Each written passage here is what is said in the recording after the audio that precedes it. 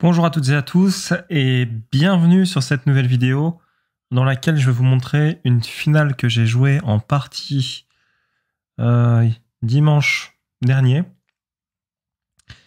Elle est très instructive parce que c'est une finale de tour. Alors on sait que les finales de tour sont les finales les plus courantes et il y a pas mal d'éléments qui sont vraiment intéressants dans cette finale. Alors dans cette finale, j'ai commencé, donc j'ai les noirs. Hein. Je joue contre un joueur autour de 2000 Elo. Et on joue par équipe, donc on est à 1 partout au score total dans la confrontation. Donc il reste 4 parties, dont la mienne. Et j'ai pas vraiment eu le temps de voir ce qui se passait sur les autres échiquiers, tellement j'étais pris dans ma partie. Pour information, on est tous les deux en side note et il faut jouer cette finale donc. Et surtout s'assurer de ne pas la perdre. Alors, dans cette configuration, je joue C5 tout de suite. Et mon adversaire ne fait pas roi F1 hein, que donne l'ordinateur ici.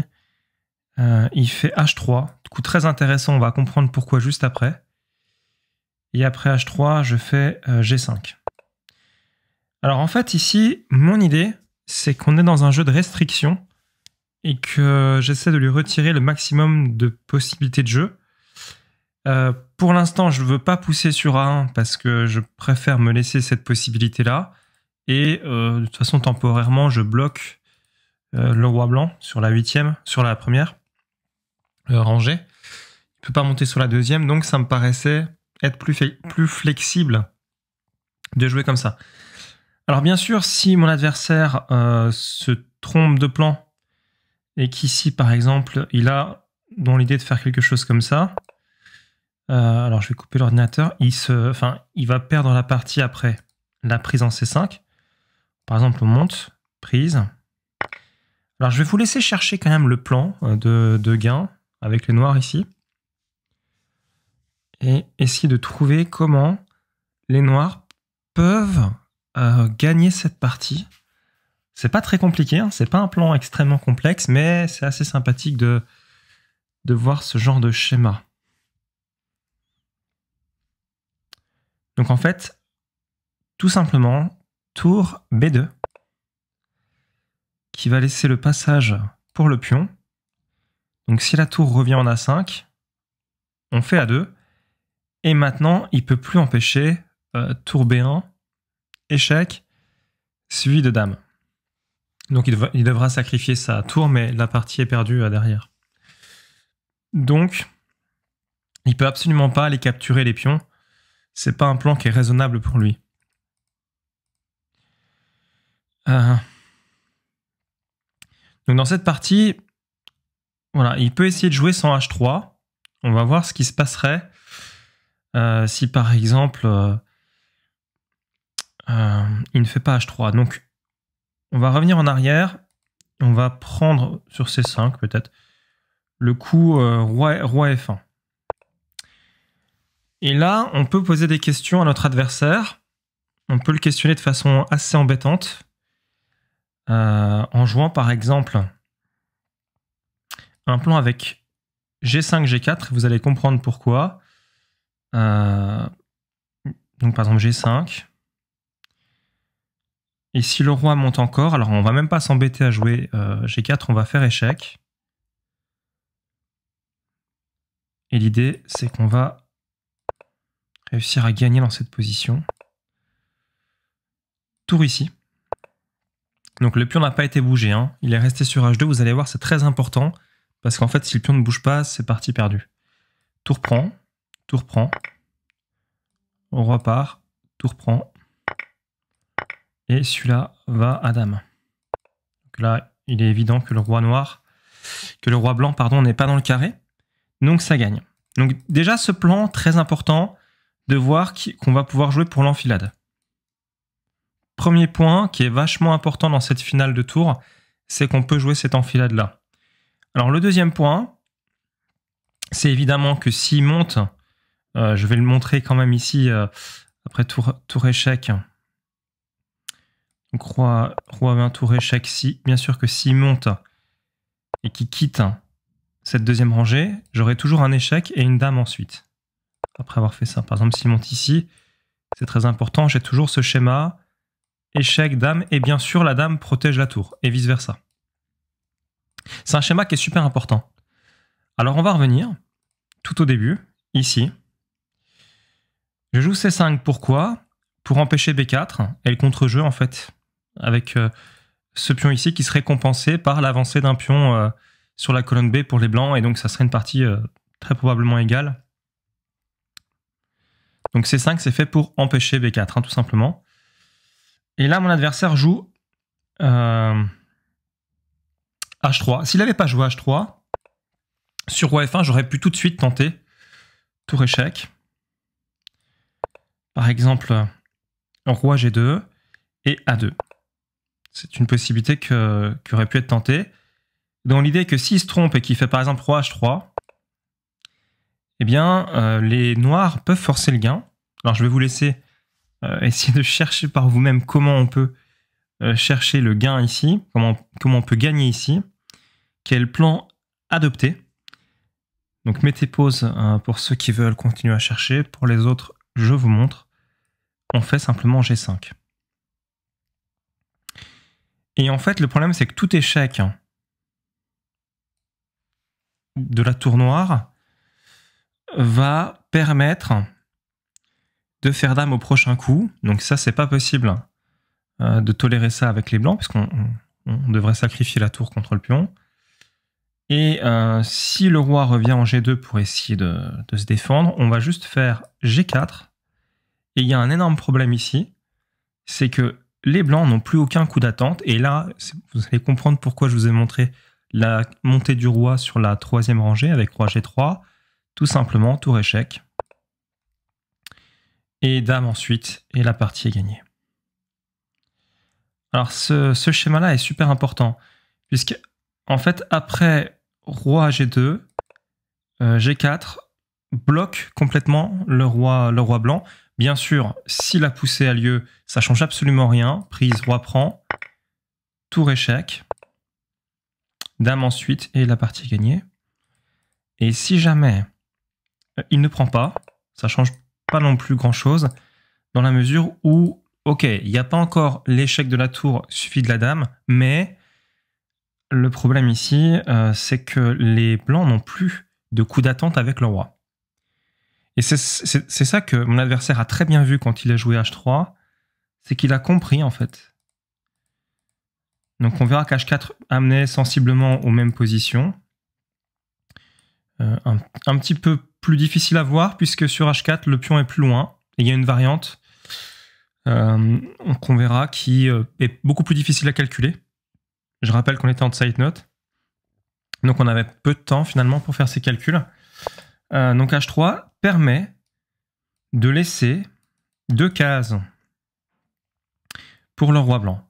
Par exemple, si je fais tour échec, roi ici, poussé, et bien tout simplement, ici, la partie va s'annuler parce que les blancs pourront simplement jouer des coups d'attente avec leur roi.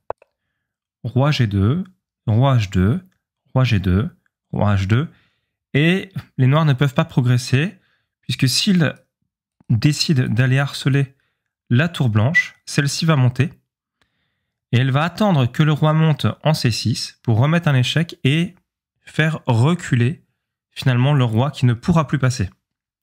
Alors on va voir effectivement que c'est pas si simple, puisque le roi, s'il ne peut pas passer sur C6, peut tenter de redescendre et de repasser derrière sur H6. Et donc on verra qu'il y a également un schéma de défense pour les blancs ici. Alors on va regarder ça tout de suite. Roi, donc E8, roi H2, roi D8, roi G2, roi C8, roi H2, roi B8. La tour est attaquée, donc elle doit monter. Alors on va la faire monter. Je vais essayer de la mettre le plus loin possible. Par exemple, tour A3. Le roi monte. Les blancs continuent à jouer des coups d'attente. Quand ils ne savent pas quoi faire, ils font ce fameux coup d'attente roi G2, roi H2, roi G2, roi H2.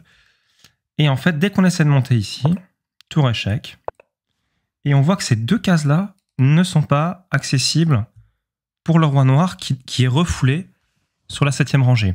Mais maintenant, la subtilité, c'est qu'il peut descendre et essayer de contourner son pion via H6, G5 par exemple.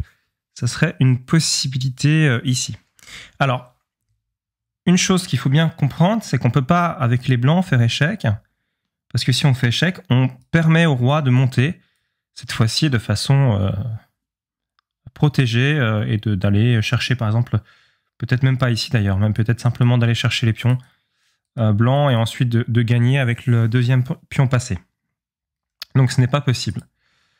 Donc les blancs doivent conserver le contrôle à la fois de la colonne A et de la 6e rangée. Alors tout simplement parce que s'ils prennent ce pion, évidemment, il y aura tour échec, roi prend et dame échec. Bon. Et cette finale est complètement perdue. Donc on va revenir. Le coup ici, c'est forcément des coups d'attente de roi, donc on voit l'importance du coup H3 au départ. Le roi va passer sur l'autre aile et va essayer de contourner son pion. Voilà. Le roi monte ici, et c'est maintenant qu'il y a quelque chose, une défense pour les blancs. C'est tout simplement, alors je vais vous laisser le chercher pour ceux qui veulent chercher le bon coup pour les blancs ici de défense. Donc mettez pause si vous voulez continuer à chercher. Pour les autres, je vais vous donner la solution. La solution, c'est tour A5. Et si le roi noir essaie de monter, par exemple en G5, tour prend échec, donne du contre-jeu finalement aux blancs, puisqu'ils ont maintenant 2 pions passés liés, et donc un contre-jeu suffisant dans cette position. Donc ils vont revenir tout de suite. Si le roi monte, par exemple, ils vont revenir tout de suite sur A5, protéger ici, et voilà, il y a quand même 2 pions qui peuvent partir à dame, notamment la tour qui contrôle cette rangée, cette 5e rangée, donc c'est assez compliqué de jouer ça avec les blancs, bien sûr, avec les noirs, pardon. Donc en fait, on ne peut pas monter, ça c'est très important de le voir. Mais si on met la même position, et là ça va être super intéressant, si on met la même position sans H3, donc ici, par exemple, après C5, mon adversaire, s'il fait par exemple roi H1, tour échec, roi G2, non, il veut pas le jouer. Si, c'est bon, ça passe. A2. Et voilà, s'il se trompe et qu'il fait par exemple roi H3, on pousse le pion. Alors déjà, il y a un énorme problème. Parce que s'il se trompe et qu'il laisse par exemple le roi ici, je vais pouvoir faire quelque chose, c'est pousser encore le pion. Par exemple, je ne sais pas, tour ici, déjà le roi peut monter, mais même la poussée de pion est très forte, puisque si le roi prend, évidemment, je vais avoir tour G1 échec suivi de dame. Et s'il revient ici, il ne pourra plus jamais bénéficier de coups d'attente avec le roi. Roi H2, roi G2, comme dans la variante précédente. Ce qui signifie en fait que maintenant on va juste pouvoir monter avec le roi noir, aller chercher ces pions-là. Par exemple, ici la tour remonte. Alors on va peut-être poser des questions quand même. Je vais plutôt faire ça. Roi ici et ça. Pour empêcher le roi de monter tout de suite ici, parce qu'il y aurait tour prend échec avec la même idée que tout à l'heure, c'est-à-dire d'avoir 2 pions passés liés qui peuvent donner du contre-jeu au blanc. Donc on va juste faire roi E6. Alors bien sûr, toujours pas tour prend C5, puisqu'il y aurait tout simplement tour G1 échec. Alors s'il veut bien le jouer. Non, il veut pas. Bon, il est un petit peu capricieux ce soir. Tour G1 échec, roi prend dame. Décidément. Et donc j'ai une dame de plus, et la partie je vais la gagner assez facilement ici. Hein. Voilà, par exemple... Bon, il veut pas, d'accord, c'est pas grave. On revient un petit peu en arrière. Ma connexion marche pas très très bien, je devrais peut-être me mettre sur 4G, mais bon, on verra si ça continue ou pas. Alors, ici, ce qui est intéressant, c'est que, comme il n'a plus de coup d'attente, quoi qu'il fasse, en fait, hein, par exemple, tour échec, je remonte, et il peut plus m'empêcher de passer sur C3, d'aller prendre les pions et de faire dame avec mon deuxième pion. Par exemple, roi ici, tour ici, roi ici. Même s'il fait ça, par exemple, j'ai le temps de faire par exemple le roi B2 et d'aller prendre ce pion-là et celui-là. Et la partie va être gagnée. Donc en fait, et c'est super important, H3 permet d'avoir ces coups d'attente sur H2 et G2 pour justement éviter que la tour soit en Tsugzwang, que la tour soit obligée de jouer et que ça me permette de monter. La tour va pouvoir continuellement protéger. Après H3, je vais montrer pour que ça soit plus clair. Alors on va faire directement C5, H3, tour échec, roi G2, roi H2, peu importe, pousser, et là donc il a des coups d'attente avec son roi. Ce qui veut dire que maintenant, si je viens chercher par là-bas, pour remontrer cette variante, eh bien tout simplement, il peut monter, par exemple sur A3 le plus loin possible, et quand j'essaie de monter moi-même pour passer mon roi au-dessus là-bas, eh bien, il peut simplement... Alors là, peut-être faut que je fasse attention. Je pense qu'il faut jouer ça tout de suite, hein, pour empêcher de monter ici, parce qu'il pourrait venir par là. Donc, juste tour ici, et ça bloque le roi, et ça l'empêche de monter au-dessus de la 6e rangée. Ce qui fait que cette partie va être nulle, puisqu'il y a suffisamment de coups d'attente. Il y a toujours un coup d'attente possible avec le roi blanc. S'il n'y a pas de coup d'attente possible avec le roi blanc, mon roi va pouvoir profiter des tempos pour monter et aller chercher les pions blancs. Donc cette partie c'est fini par une nulle. Je vais vous montrer les coups que nous avons joués. Donc après C5, H3, G5, roi F1. Alors voyant que le schéma avec tour A1 et A2 ne va pas, j'ai joué roi E8. Mais on pourrait quand même regarder, hein. Tour échec. Et normalement, même ça tient en fait. Que je vous dise pas de bêtises. Non, ça ne tient pas. Je reviens un petit peu en arrière. Là-dessus, il faut qu'il vienne en G2. Voilà. Et qu'il reparte sur le plan roi H2, roi G2. On va continuer un coup plus loin, si vous le voulez bien. On va attendre qu'il vienne. Après G5, roi F1, roi E8, roi ici. Et là, maintenant, on peut être tenté, vu qu'il ne peut plus venir en G2 tout de suite, de faire tour A1 échec et de jouer sur le plan A2. Mais le problème ici, c'est qu'en fait, il arrive à temps pour protéger sa tour. Par exemple, tour H1, tour prend. Et là, vous voyez la différence avec tout à l'heure, c'est que le pion n'est pas en H2 mais en H3. Et donc en H3, il stoppe le pion en G4 qui ne peut pas avancer. Alors que tout à l'heure, je prenais le pion en faisant tour prend H2, me créant ainsi un pion passé sur la colonne G qui donc pouvait aller à dame après la prise, après avoir éloigné finalement le roi blanc le plus possible de cette colonne G sur laquelle je vais promouvoir mon pion.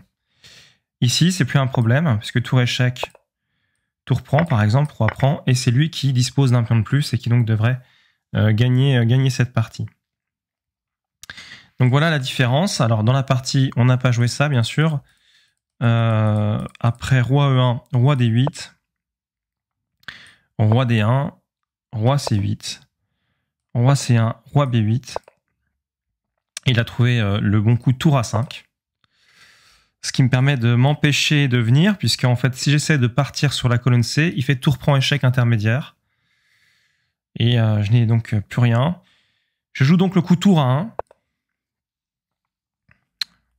Roi C2. Donc là, la poussée ne fonctionne pas.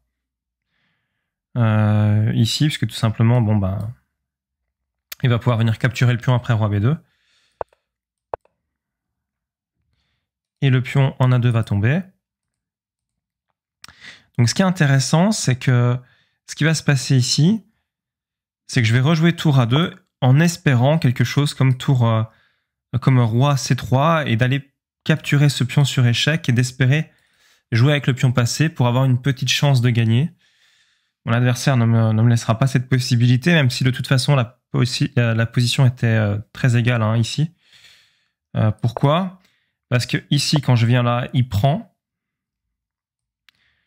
Alors, il peut prendre, oui, par exemple, ici ou là. Voilà. Alors là, je peux peut-être faire ça. Il va être obligé de revenir. Mais bon, même si je prends... là, je suis bloqué. Hein, même si je prends sur échec, il peut revenir ici. Et l'idée, c'est que voilà, il va menacer mon pion de toute manière sur une variante à peu près comme celle-ci. Bon, il peut prendre là-bas. Et je n'ai pas d'avantage, hein, de toute façon. Hein. De toute façon, ici. Donc, c'est pas une variante complètement... voilà, c'est pas ça qui va me permettre de gagner, hein, forcément, ici. Mais il aurait pu essayer de tenter roi C3. Mais j'aurais pu essayer quand même de gratter quelque chose vu que je prends sur échec. Bon, c'était l'idée. Il peut se tromper encore, quoi. S'il fait tour prend, par exemple, tour prend ici. Et là, effectivement, ça devient moins clair. Puisque mon pion va peut-être aller plus vite à promotion. Et lui, il doit conserver la protection de ce pion en B3. En faisant roi A1, en faisant roi C1, pardon, il force la nulle, puisque je refais tour A1 échec, roi C2. Et donc, après tour A2, la nulle est déclarée. Donc voilà, c'était pour vous montrer cette petite finale. Ces petits plans qu'on a quand même dans ce genre de finale de tour. Et ces schémas qu'on peut retrouver, de venir contourner, de venir prendre une rangée, et puis de venir contourner un pion, par exemple, comme j'ai pu être tenté de regarder en essayant de monter, puis quand il fait échec, je reviens ici, j'essaie de contourner mon pion, etc. Ça, c'est des petits schémas qui sont intéressants. Aussi le schéma d'enfilade qu'on a vu avec tour H1 et tour H2. Juste une petite chose sur laquelle j'aimerais revenir très rapidement. S'il se trompe après C5, roi ici poussé et qui fait par exemple roi H3, je peux aussi le cueillir et même s'il bouge pas son roi, hein, ça va gagner tout simplement.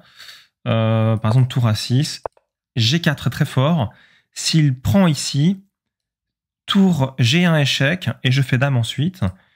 Et si donc il repart ici, je l'ai déjà montré tout à l'heure, mais en fait l'idée c'est qu'il aura plus de coup d'attente et dès qu'il fait H3, même pion prend. Hein, par exemple, ici, je vais peut-être monter simplement. H3, pion prend, roi ici. Il a toujours plus de coup d'attente. Donc, en fait, je peux rejouer mon plan. Et vous allez voir que ça marche. Hein, il n'a pas de coup d'attente. Donc, je vais rejouer mon plan d'aller attaquer la tour. La tour remonte. Alors, ici, de toute façon, ça gagne tout de suite puisque je fais roi D6 au lieu de roi C6. Et donc, je passe. Et donc, je vais pouvoir aller sur C3, capturer les deux pions et y aller à dame. Hein, tout simplement. Et lui ne peut toujours pas prendre sur H3, bien sûr, puisque dès qu'il prend, je fais tour échec et je fais promotion juste après. Voilà, je pense avoir fait le tour.